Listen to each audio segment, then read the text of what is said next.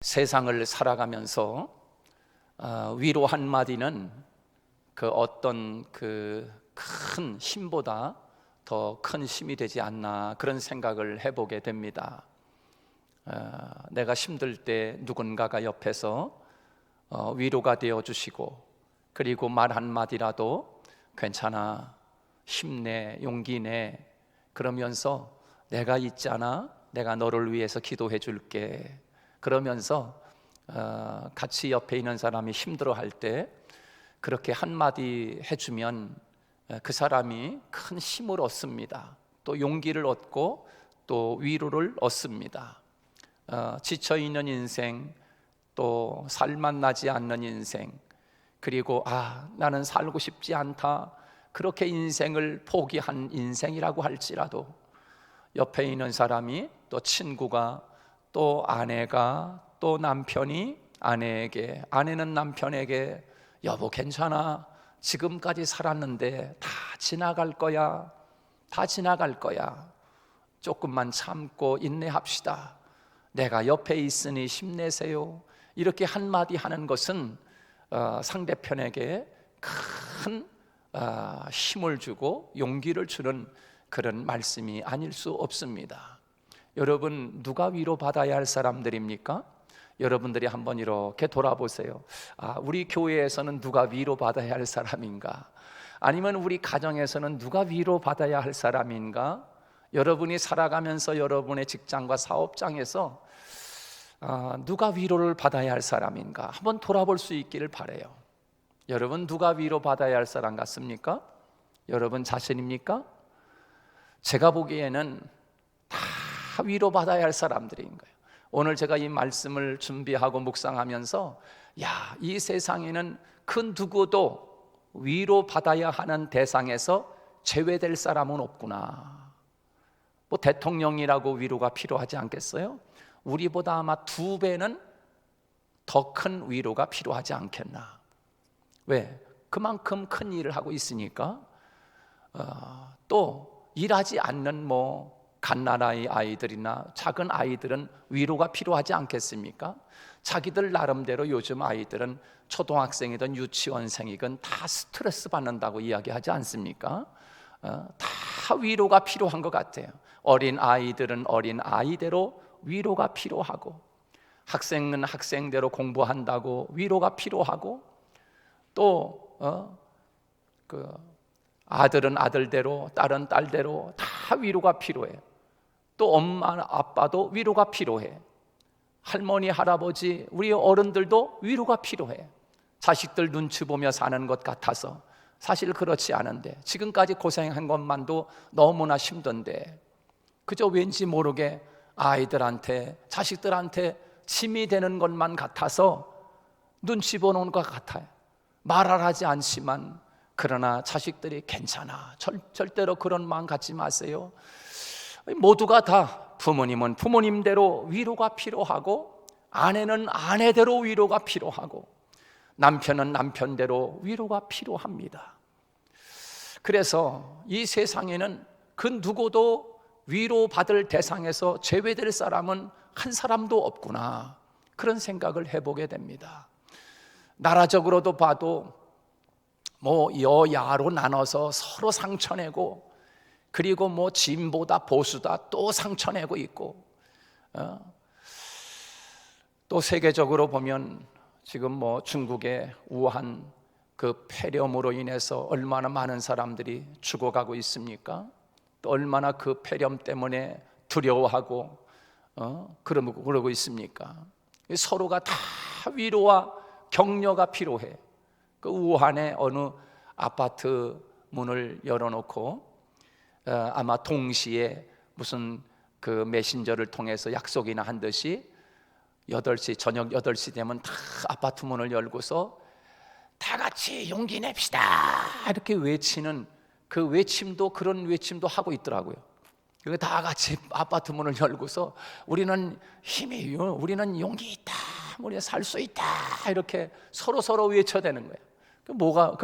뭐가 있어요? 그게 바로 그것이 서로가 위로와 격려의 메시지가 아니겠습니까? 지금 중국이 좀 이렇게 지금 중국으로 인해서 뭐 사스다, 에볼라다, 뭐 또 요즘 뭐 폐렴이다, 지금 계속 지금 이렇게 큰 사건들이 지금 터지고 있는데, 중국이라고 하는 나라 작년 재작년만 해도 얼마나 마음이 참 아팠어요. 왜냐하면 그 넓은 땅에 들어가 있는 선교사들을 전부 다 추방을 시키는 거예요. 전부 다 추방을 시켜.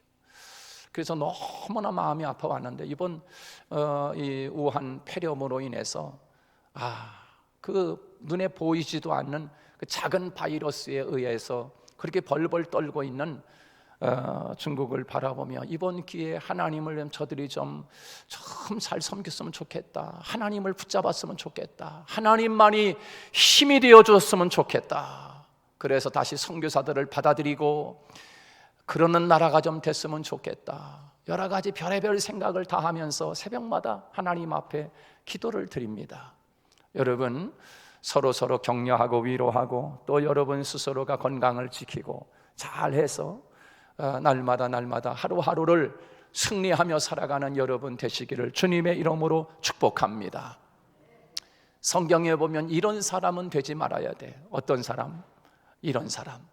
그 욥기를 보면요, 욥이 성경에 나오는 사람들 중에 예수님 다음으로 어려움을 당한 사람이 아니겠는가, 그런 생각을 해봐요. 여러분, 욥이 동방의 의인, 하나님을 잘 섬기는 사람 중에 한 사람이었습니다. 그리고 그는 부자였다고 성경은 우리에게 이야기하고 있습니다. 얼마나 부자였는지, 그리고 하나님을 얼마나 잘 섬기는지 아주 소문이 날 정도고, 하나님에게까지 소문이 나가지고 하나님도 욥을 인정할 만큼 하나님을 잘 섬기는 그런 사람이었습니다. 그런 욥이 어쩌자고 큰 어려움을 당하는 겁니까? 의인으로 살면서 하나님을 잘 섬기는 사람이요, 누가 봐도 그냥 교회 1등 공신 가는 사람이요, 시간만 하면 교회 가서 봉사하고 충성하고 애쓰고 기도하고 예배하는 일 아주 1등 가는 사람이야. 지금으로 말하면 그런 거예요. 그 욥은 정말 누가 봐도 저 사람은 정말 하나님의 교회에서 아주 최고 가는 신앙인이다, 이렇게 생각할 정도였습니다. 그런데 그런 그가 어떤 어려움을 당합니까? 동방의 부자라고 한다고 이야기하면 그냥 우리가 보통 이런 부자가 아니에요. 그 당시 부자면 아주 최고 그런 부자인 것입니다. 그런데 하루아침에 욥이 가지고 있는 모든 재산과 짐승들을 다 빼앗겨 버렸어요. 그게 하루아침에 알거지가 된 겁니다. 여러분 생각해 보세요. 여러분의 가정에 큰 회사를 경영하고 사업을 크게 하는데 하루아침에 그만 그 사업이 부도가 나고 거지가 됐다고 생각해 보세요. 여러분, 그거 어떻게 위로가 되겠습니까? 여러분, 무엇으로 위로가 되겠습니까? 누가 그를 위로할 수가 있겠습니까? 위로가 되지 않지요. 도둑들이 와가지고서 다 주인님의 짐승들을 다 빼앗아 갔습니다 라고 하는 말이 끝나기 전에 또 한 종이 달려옵니다. 막 헐레벌떡 달려와가지고 욥에게 이야기합니다. 아이고 주인님, 큰일 났어요. 왜 그런가? 주인님의 자녀 10남매가 그렇게 하나님 앞에 예배를 드리다가 그만 지붕이 무너져가지고 10명 10남매가 그냥 한순간에 그냥 지붕에 깔려서 죽었어요. 여러분, 이게 무슨 날벼락입니까? 세상에 이 욥의 가정에 재산을 다 잃어버리고, 있는 재산 다 잃어버리고, 자식들 한꺼번에 10명이 다 죽어버렸어요. 자식은 죽으면 가슴에다가, 부모 가슴에 묻는다고 하지 않습니까? 하루아침에 10명의 자녀가 죽었으니 기가 막힌 노릇 아닙니까? 누가 욥을 위로할 수 있겠습니까? 누가 욥을 마음을 같이 해줄 사람이 세상에 누가 있겠습니까? 그래도 욥이 세상 사는 동안 있는 것이 좀 부자로 사니까 친구들도 아마 돈독하게 지냈던 친구들이 있었던 모양입니다.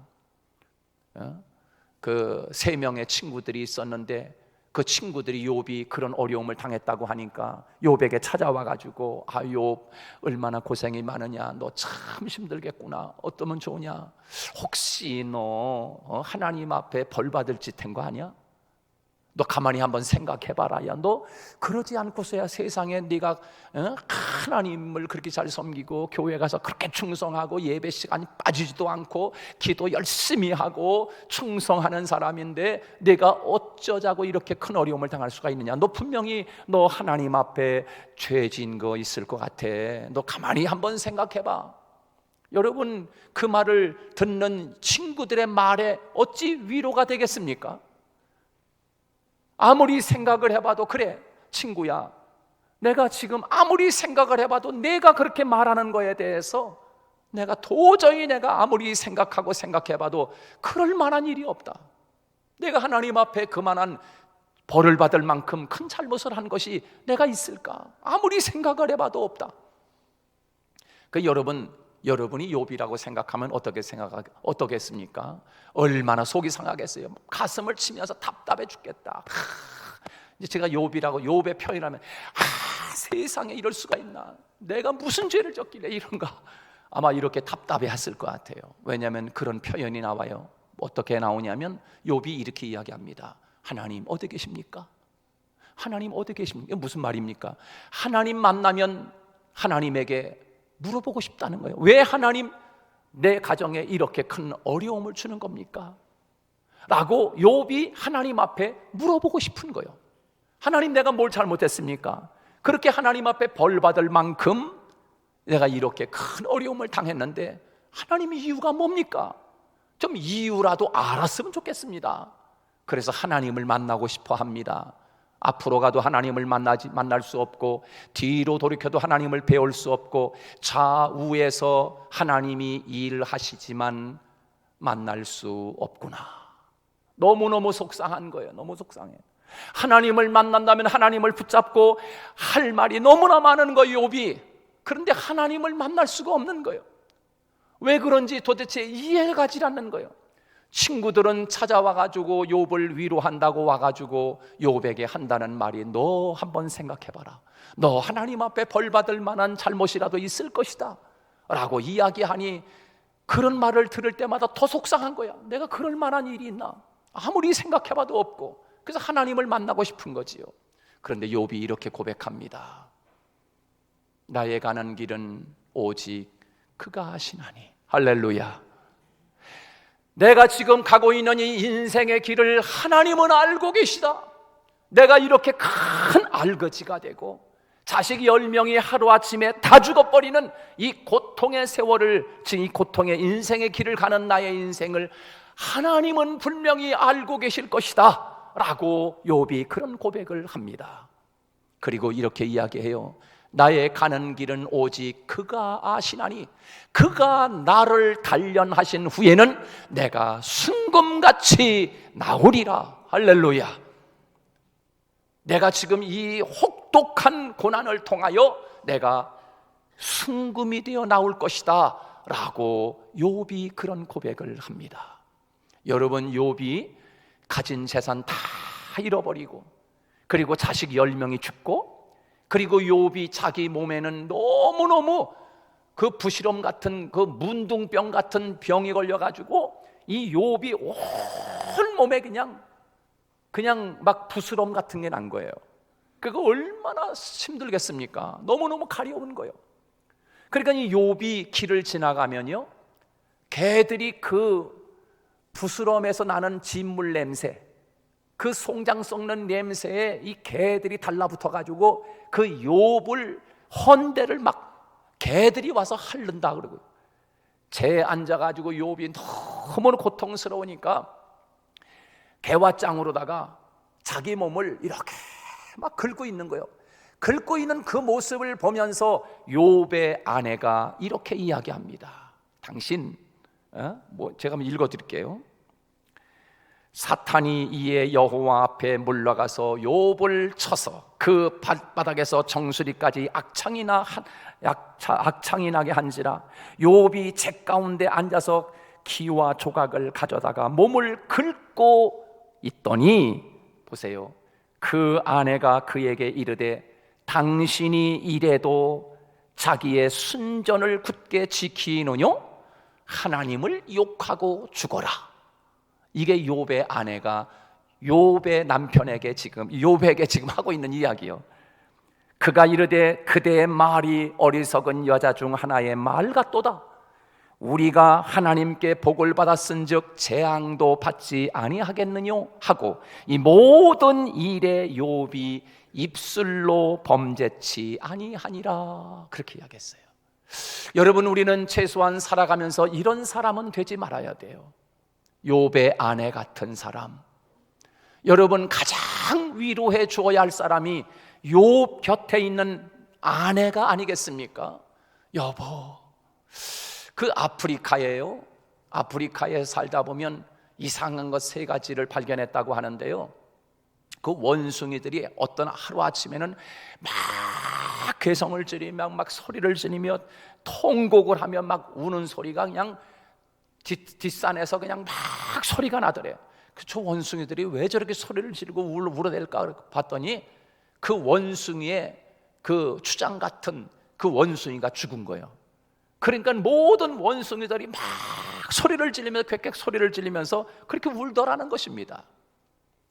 그리고 또 한 번은 가만히 보니까는 그 원숭이 부부가 되는 원숭이가 둘이 앉아가지고 마주 앉아가지고 원숭이 남편이 앉아가지고 서로 이렇게 얼굴을 옆 사람 한번 보세요. 이렇게 서로 이렇게 여보 하고 여보 괜찮아 힘내 이러면서 원숭이가 앞에 있는 자기 아내 남편이 서로 마주 보면서 얼굴을 서로 막 이렇게 쓰다듬고 있더래요.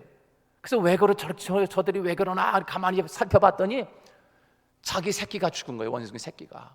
그러니까 자기 새끼가 죽으니까 남편 아내 원숭이가 서로 마주 보면서 얼굴을 막 이렇게 쓰다듬으면서 그렇게 위로를 하더라는 거예요. 그리고 하루는 또 보니까는 원숭이들이 막 난리가 난 거예요. 가만히 보니까는 커다란 그 뱀 구렁이가 원숭이 한 마리를 잡아가지고 뱀이 막 치렁치렁 감고서 삼키려고 그러는 거예요. 막 그러니까는 모든 원숭이 달려들어가지고서 동맹이를 들어가지고서 그 뱀을 향해서 막 공격을 하더라는 거예요. 끝내는 뱀이 얼마나 큰지 그 원숭이를 집어 삼키고 말았어요. 그랬더니만 그 원숭이들이 나무에 이렇게 거꾸로 매달려가지고 막 그렇게 울더라는 거예요. 이렇게 이 짐승 같은 짐승도 이렇게 서로 위로해주고 격려해주는데 이 욥의 아내는 남편을 향해서 당신이 매일 교회 가서 그렇게 예배 잘 드리고 충성하고 봉사하고 그렇게 하더니만 그게 다요? 하나님이 진짜 살아계시오? 하나님이 살아계시다면 어찌 이럴 수가 있어 우리 가정에? 하나님 욕하고 죽으시오. 그리고 욥의 몸에 악창이 나서 그 고통스러워하고 있는데 가장 위로해 주어야 할 아내가 그렇게 남편을 향해서 저주를 퍼붓고 욕을 하고 도망을 쳐버리고 만 그 사건이 욥기에 나오는 거예요. 욥기. 사랑하는 여러분, 우리는 때로는 살아가면서 남편이 아내를 위로하고 아내는 남편을 위로하고 서로서 격려하고 위로해 주어야 합니다. 저도 가끔 하나님 앞에 또 오늘 이 말씀을 준비하면서 제가 마음이 많이 찔려요. 왜냐하면 이 남편들이라고 하는 사람들은요, 이 나이만 먹었지 애들 초등학생 하나 더 키우는 것 같다고 그러지 않습니까? 저도 보면은 아내에게 잘 해줘야 되는데 교회에서 그 받는 스트레스를 집에 가면은 아내에게 가끔씩 이렇게 막 때로는 막 신경이 날카로워져가지고 이야기하면 또 잔소리한다고 이야기하고 막 이렇게 한마디 하고 그럴 때마다 내가 참 이게 목사가 돼가지고 뭔가 이럴 때가 참 많이 있어요. 여러분, 서로 격려하고 위로할 수 있기를 주님의 이름으로 축복합니다. 우리 모두는 다 위로받아야 할 대상에서 제외될 사람은 한 사람도 없다는 사실이에요. 여러분, 오늘 본문 말씀을 보십시오. 우리 다 같이 한번 1절 말씀을 같이 한번 읽습니다. 1절 다 같이 시작. 너희의 하나님이 이르시되 너희는 위로하라, 내 백성을 위로하라. 그렇게 말씀하고 있어요. 여러분, 서로 격려하고 위로하는 것은 참으로 소중한 것이라고 볼 수가 있습니다. 오늘 본문에 하나님이 말씀하는 겁니다. 너희는 위로하라. 내 백성을 위로하라고 그렇게 말씀하고 있습니다. 여러분, 알고 보면 남편이 모르는 아내의 고민이 있고 또 아내가 모르는 남편들의 고민이 있습니다. 엄마가 모르는 자식들의 고민이 있고 자식이 모르는 엄마 아빠의 고민이 있습니다. 자식이 모르는 부모님의 그 속에 고민이 있습니다. 그러므로 우리는 모두가 다 서로 격려하고 위로해 주어야 할 것입니다. 여러분, 이스라엘 백성들이요 587년에 바벨론에 의해서 완전히 멸망을 당하고 북이스라엘이 아수르에 의해서 멸망을 당한 뒤 150년 뒤에 남유다가 바벨론에 의해서 멸망을 당합니다. 그 멸망을 당할 때 예레미야 선지자나 이사야 선지자가 그것을 눈으로 목격했습니다. 여러분, 예레미야 선지자 같은 사람은 그것을 보면서 예레미야 선지자의 눈에서 눈물이 마르지 아니했다, 눈이 짓물렀다라고 이야기하고 있어요. 그리고 그 예레미야가 그 광경을 바라보고 포로로 끌려가던 그 당시에 그 광경을 바라보고 예레미야 선지자가 성경을 기록하는 그 성경을 보면 예레미야 애가라고 하는 말씀을 기록합니다. 아주 짤막한 말씀인데 여러분이 한번 읽어보세요. 기가 막힙니다. 바벨론들이 쳐들어와 가지고서 하나님이 계시는 성전을 전부 다 허물어 버렸어요. 성벽도 다 허물어 버렸어요. 그리고 예배당에 있는 모든 금으로 발라놓은 것들은 다 하고 이런 모든 기구들을 전부 다 빼앗아갔어요. 그리고 예배당을 다 허물어 버렸어요. 그리고 여러분, 곡식이고 모든 음식들을 다 뺏어간 거예요. 모든 재산을 다 가져갔어요. 그러니까 예루살렘에 남아있는 사람들이 몇 명 남아있지 않았는데 너무너무 먹을 것이 없는 거예요. 그러니까는 여러분, 그 예레미야 애가에 보면 이런 이야기가 있어요. 오늘 너무 먹을 것이 없으니까 내 아들 잡아먹자. 그리고 내일은 당신 아들을 잡아먹자. 여러분, 인육을 먹는 사건이 바로 이 바벨론이 쳐들어와서 남유다 이스라엘 백성들을 망하고 그렇게 끌려갔을 때 그런 일들이 벌어진 사건들이 바로 그 바벨론의 멸망을 당할 때 일이 사건입니다. 그리고 유다의 마지막 왕이었던 시드기야라고 하는 왕이 마지막으로 붙잡혔습니다. 붙잡혀가지고서 여러분, 생으로 두 눈이 뽑혔습니다. 두 눈이 뽑히고 코를 꿰서 끌고 가서 그만 그 왕을 죽였습니다. 그리고 이스라엘 백성들을 바벨론 땅에 끌어다 놓고 70년 동안을 그들을 수모를 주고 학대를 하고 놀려대고 부려먹고 종으로 삼고 별의별 짓을 다 하는 거예요. 그러면서 그 그발 강가, 바벨론 그발 강가에 거기에 여러분, 우리나라도 보면은 이렇게 좀 피난민들이나 좀 이렇게 이런 사람들이 보면 정말 어려운 사람들이 집 한 채도 없이 살아간 사람들이 보면 이 장독 밑에 쭉 그 똥 밑에 판자로 이렇게 만들어 가지고 집을 짓고 사는 사람도 있었잖아요. 지금도 뭐 그런 일이 있습니다. 그러니까 이 이스라엘 백성들이 바벨론 그발 강가에 쫙 거기 모여 앉아서 거기서 사는 거예요. 그러니까 이 바벨론 사람들이 와가지고 이렇게 이야기합니다. 야, 너들 한번 노래 한번 불러봐.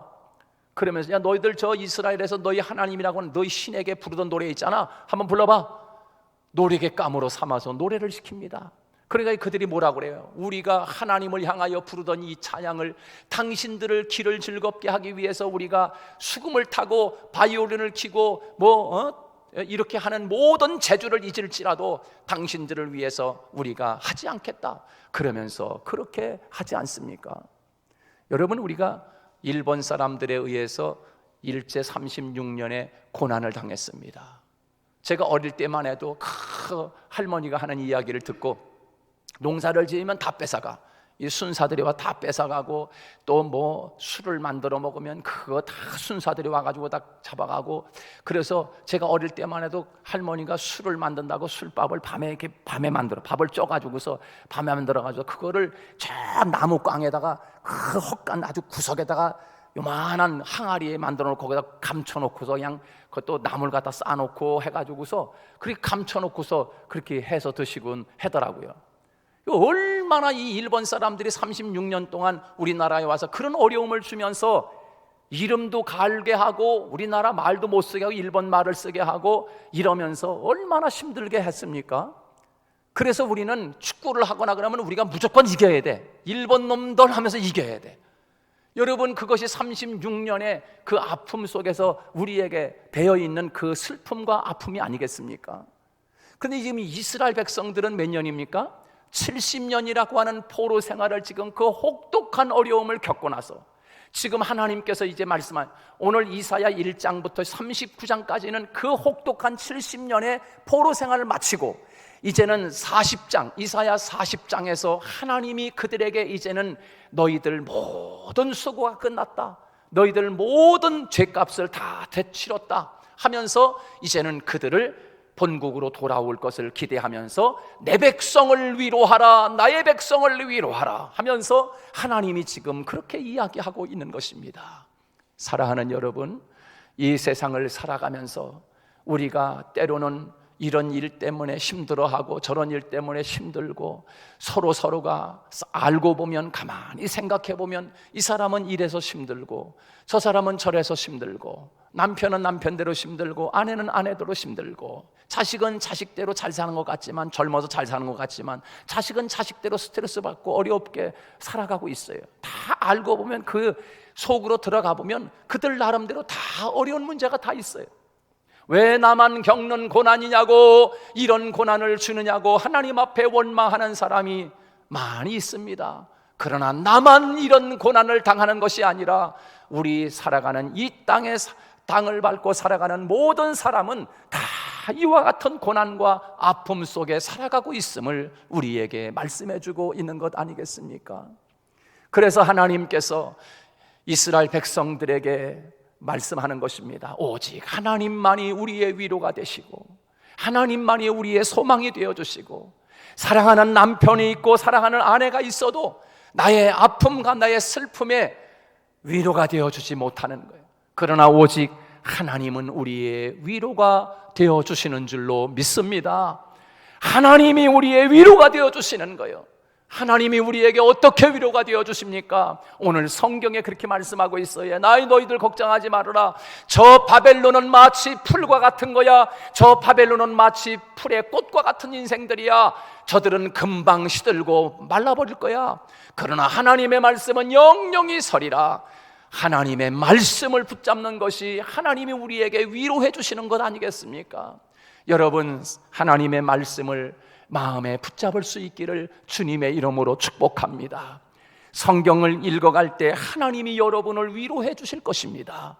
하나님의 말씀을 들을 때 그 말씀이 여러분에게 하나님의 음성으로 들려와서 여러분을 위로해 주실 것입니다. 오늘 본문에서 이스라엘 백성들에게 말씀하는 것입니다. 걱정하지 마라. 야, 너희들을 괴롭히던 저 바벨론은 마치 풀 같은 인생들이야. 마치 꽃과 같은 인생들이야. 그들은 금방 시들 거야. 그러나 하나님의 말씀은 영영이 서리라 라고 말씀하시면서, 그렇게 말씀하시는 것은 오직 우리의 위로해 주실 분은 바로 하나님이시고 하나님의 말씀이고 하나님만이 우리의 온전한 위로자가 되시는 줄 믿으시기 바랍니다. 오늘도 이 말씀을 기억하면서 하나님만을 붙잡고 하나님 앞에 내 마음을 토해놓고 하나님의 위로와 소망이 여러분을 함싸서 그 위로야말로 완벽한 위로, 그 하나님의 위로야말로 확실한 위로, 높은 산은 낮아지고 낮은 계곡은 올라오고 고르지 못한 땅은 평지가 될 것이라고 이야기하면서 하나님께서 우리에게 그와 같은 말씀을 하고 계십니다. 사랑하는 여러분, 오늘도 하나님이 주시는 그 거룩한 하나님의 말씀의 위로에 여러분이 소망을 얻으시고 힘을 얻는 저와 여러분 되시기를 주님의 이름으로 축복합니다.